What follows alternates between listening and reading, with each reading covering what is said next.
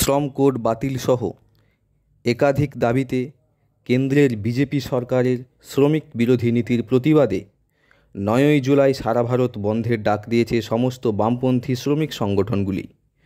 বামেদের অন্যতম শ্রমিক সংগঠন সিআইটিইউ অনুমোদিত পশ্চিমবঙ্গ নৌকাজীবী শ্রমিক ইউনিয়ন ৫ই জুলাই শনিবার হাওড়া জেলার শ্যামপুরে প্রচার অভিযান শুরু করে বন্ধের সমর্থনে। এই প্রচার অভিযান কার্যে উপস্থিত ছিলেন পশ্চিমবঙ্গ নৌকাজীবী শ্রমিক ইউনিয়নের রাজ্য সম্পাদক উত্তম রায়চৌধুরী সহ স্থানীয় কর্মীবৃন্দ।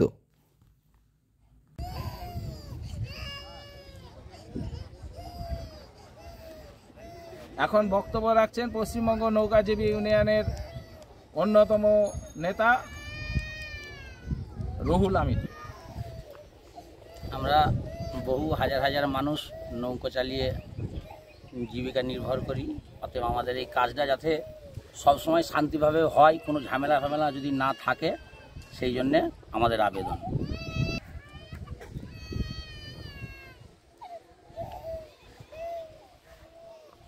বন্ধুগণ, আপনারা ইতিমধ্যেই জানেন যে কেন্দ্রের বিজেপি সরকার শ্রমিক মারা, কর্মচারী মারা ঘাতক শ্রম কোড এনেছে।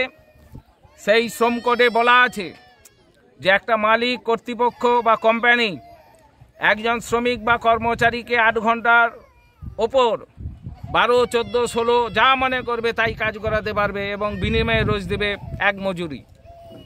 আমরা সমস্ত কেন্দ্রীয় ট্রেড ইউনিয়ন সিআইটিইউ নেতৃত্বে যে সাধারণ ধর্মঘটে ডাক দেওয়া হয়েছে, সেই ধর্মঘটে আমরা সামিল হয়েছি।